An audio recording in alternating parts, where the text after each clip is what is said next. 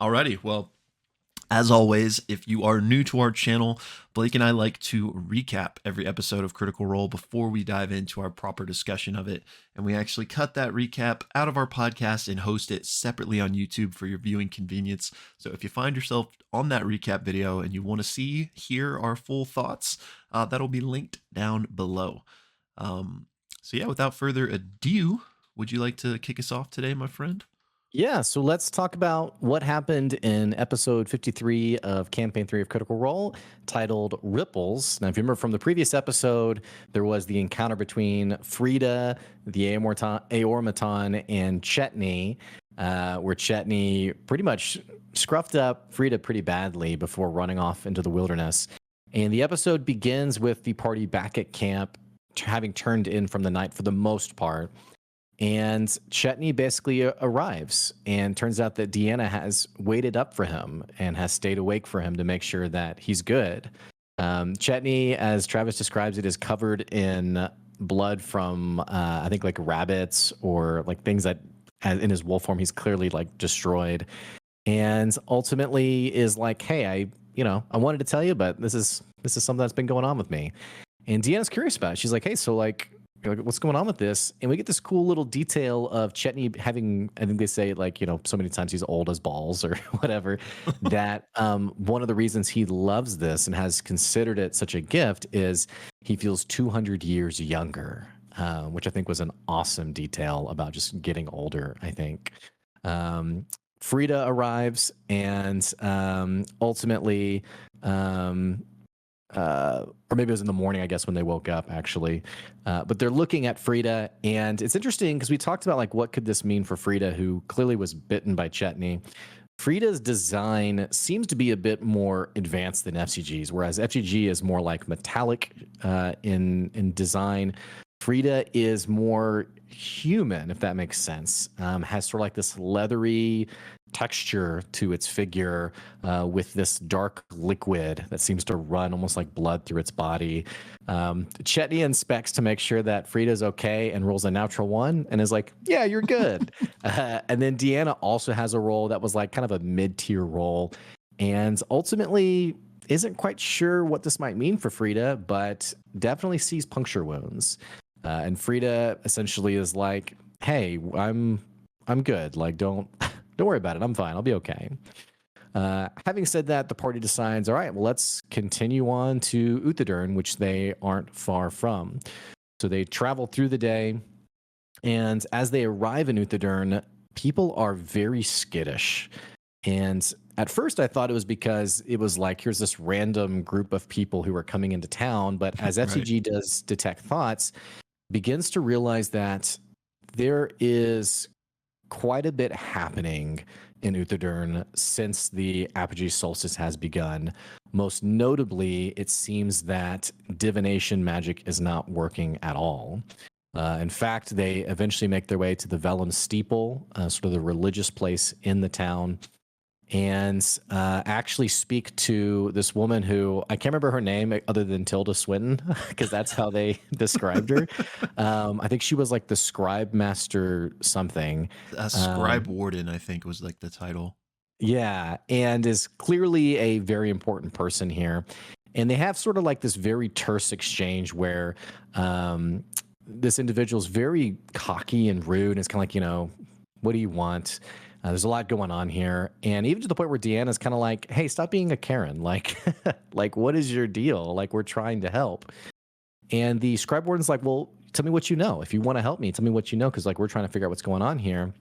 And they basically trade information. The party shares everything they know about lewdness. They're kind of like, what else do we have to lose at this point? And this individual shares herself that, yeah, divination magic is basically screwed. No sendings work. Scrying barely works. Teleportations don't seem to work. And most interestingly, age-old enchantments seem to now be broken. Which might have some pretty freaky implications on the world of Exandria at large. We got a lot to talk about regarding that in our discussion. About that. Somehow Ukatoa returned. I don't know. We're going to talk about it though.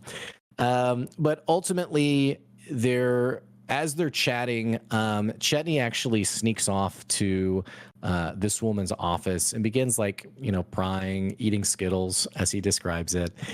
And basically, the party they end up not really finding like a common ground to help one another. The scribe warden's kind of like, well, if you come up with anything else, let me know. But otherwise, I have a lot to deal with right now. So she heads back to the office where Chetney is hiding, and interestingly enough, drinks a dark liquid of some kind before Chetney whispers Ludinus Deleth and sneaks out of the office. The scribe warden also, even though she was being very aloof with the party, she does confer with the other scribes or people in this building and basically says, like, hey, give me everything you know about Ludinus, or do whatever research you can. But ultimately, the party gets distracted because they hear this low, almost like bassy, earthquakey type of boom beneath their feet.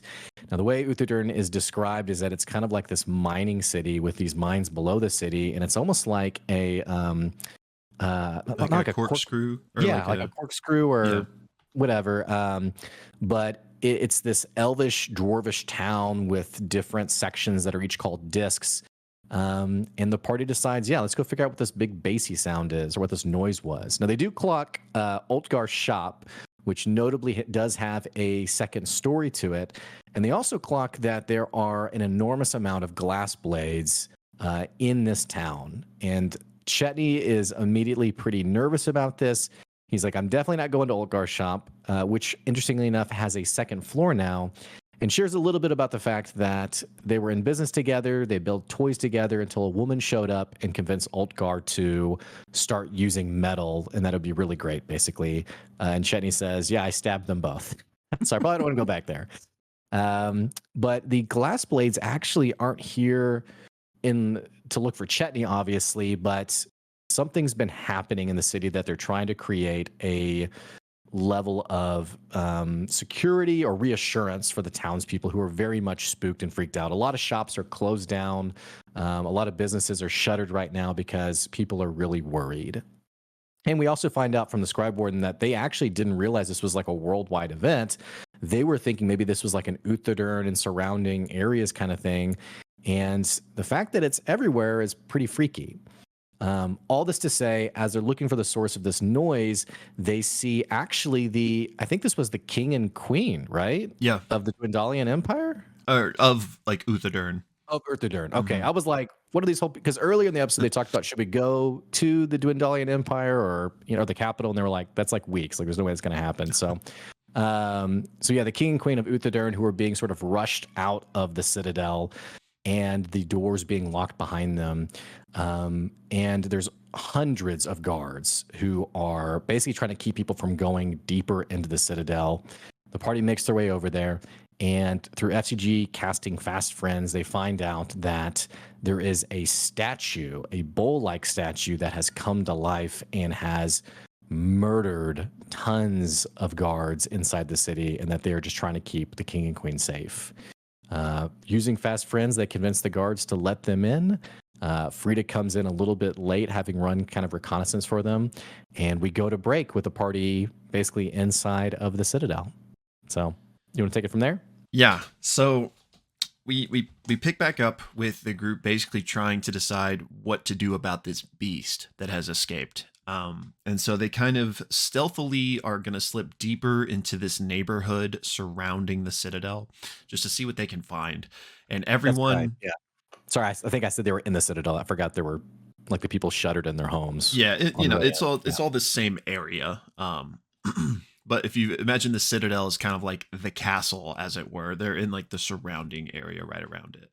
So they're stealthily moving through, and as they do, they eventually see this massive bull-like creature that is 8 or 9 feet tall, with bulging muscles and massive horns, like 6 feet long each.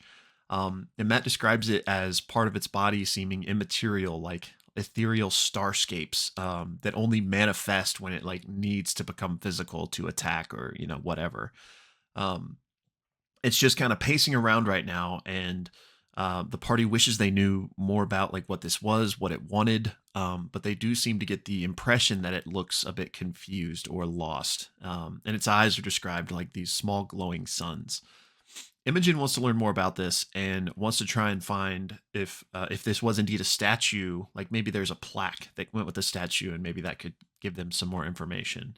Meanwhile, other members of the party are trying to kind of help evacuate people that are still trapped in this portion of the city, ushering back towards the gate. And as more and more people do, they become louder, and so they're worried that this is going to draw the attention of the beast. So Deanna casts like a guardian of faith to kind of stand there and guard the people just in case they do draw the attention.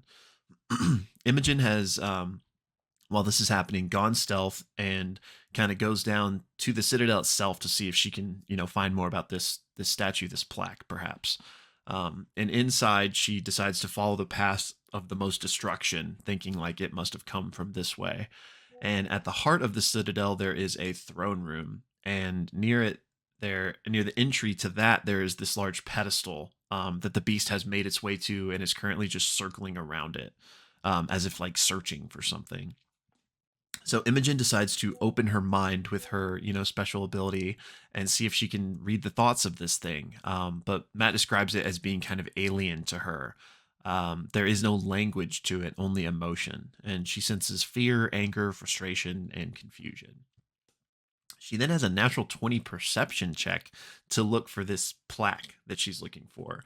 And she does see one that is kind of near this broken and cracked pedestal and rubble, but it's in Elvish, so she can't read it. Meanwhile, Imogen is kind of relaying all of what she's finding and seeing to FCG, and kind of keeping them up to speed. And because of that, the rest of the party is like, okay, well, we got to go catch up to her because she's near this thing, and help her out. So they are trying to stealthily make their way to Imogen. But unfortunately, Fern rolls pretty bad on this like group stealth check that they make, and she like knocks over a piece of rubble or something. But whatever it is, it gets the beast's attention, um, instantly. And so everyone has to roll initiative. And um, in this quick moment right before that happens, we do have FCG thinking about casting tongues to maybe be able to communicate with this thing. And Fern also activates her gloom scale breastplate, I believe for the first time, which it covers in this like frost energy. So, like I said, we have rolled initiative, but the beast is actually the first to act with a natural 19 and just runs straight for Fern as she's the one that made the noise and basically just gores her for like 42 damage. She gets sent back flying 20 feet and knocked prone. Fern's actually next up, so she tries to cast the spell Dominate Beast on it. And even though it has advantage on wisdom saves, the spell actually succeeds and the beast is dominated. So the battle is now essentially halted for 1 minute while this spell is in effect. So Fern gets up, walks up, and just starts like petting it. And Imogen takes this time to try to convey, with this beast, kind of through emotions with her telepathy, trying to just convey that like we're not here to hurt you, we just want to help. And with a high persuasion roll, this is actually successful.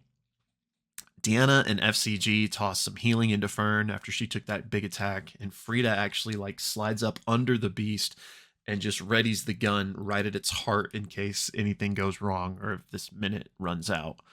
Um, Meanwhile, Chetney decides to dash toward the throne room itself and look for any like hidden doors or potential alternate escape routes, but isn't able to quite make it there with his movement yet. FCG then does indeed use tongues to communicate with this beast. And they say that, hey, we'll help you get where you want to go. Just tell us what's going on. Like, nobody else needs to get hurt. Um, and also during this, they do find the plaque. And I believe it's Deanna that reads it, because I think she's the one that speaks Elvish. And it says, in memoriam of the fall of Molesmere. And the creature just says, like, I just want to go home. I just suddenly kind of woke up. These people all started attacking me, so I attacked back. But it was out of fear. It was out of confusion. Um, Around about now is when the minute of Dominate Beast fades, and so we kind of have this group persuasion / animal handling check that kind of encompasses everything they've been doing over this past minute to see how the beast reacts to them now that the spell's off. And they actually all rolled really well. So As the spell fades, the beast does not attack and just simply asks them, "How do I get out of here?" And they do find out that this beast name is Umadara, and is the Sentinel beast. So now the group is like, okay, what's the best plan of action here? We got to make sure that we can actually escort this thing out through the, thousands of people, hundreds of guards, and like get him out of the city. So ultimately, Imogen and FCG decide to run ahead and try and explain what's happening while also casting calm emotions on people if need be. So they get back up to the gate that they came through, and Imogen yells through, and she has a massively high persuasion roll. I think it was like 29 or 30, maybe even. Um, and so they open the gate for her. And again, there's hundreds of guards here. The king and queen are like right out here. They're taking this very seriously. They can't possibly cast calm emotions on all of these people, but they do cast it on some of the ones in front and basically explain the situation, saying, "We've managed to talk to this thing and we are going to walk it out peacefully. Just like give us our space, let us pass." Um, Most of people are like, "What the heck are you talking about?" And find this very hard to believe. But one guard in particular steps forward and says that, "You know what, like, I trust them. Let's do this." So they all have their weapons ready, but they clear a path for the beast. And then we have this procession of most of Bell's Hells and this sentinel beast kind of parading through the city, as everyone looks on, very like very surreal. So they make it out of the city with tension remaining high the entire time, and they tell Umadara that, hey, the Savalier Wood is to the south, but he doesn't sense it. But he's like, okay, I trust you guys, and I'll head that way. And he says thank you, basically, right as the tongue spell fades away. While this was all happening, Chetney actually stayed behind and has been just like searching the empty palace and throne room. It's a good thing Um, there wasn't like combat or something, yeah, or it would something have been going in really big bad. trouble. So since he's in this throne room by himself, he decides to carve his initials on one of the thrones, and they're actually adorned with all this like precious gems and stuff. So he pops a few of those out and pockets them, and then is just kind of inspecting. And he finds the symbol of the Allhammer that actually is like a false switch, and so he pulls it, which reveals this hidden door behind the thrones. And it's essentially a secret passageway, kind of like a quick escape if needed be. So he follows that down, and it eventually comes out at another part of the city. Um, and where he kind of pops out, people are still kind of swarming all over from the chaos of what's happened here. And a guard notices him, but Chetney is just immediately like, ah, like, help me. And the guard, of course, understands because of the chaos. And they're like, yeah, yeah, get over here. You're going to be Uh, fine. it's a blanket Um, around him. Right yeah, this way. they treat him like a hero, basically. Um, and it's around then that we cut back to the rest of the party being like, hey, maybe we should go check on Chetney. And that's where the episode ends. Episode 53, Ripple. Yeah. Great job, man. Yeah, and Okay. Go oh, ahead. I was just gonna say, if you liked our recap, you want to hear our full discussion, like I mentioned, the link will be down in the full description box below. But with that being said, my friend, it's time for our usual. What'd you think?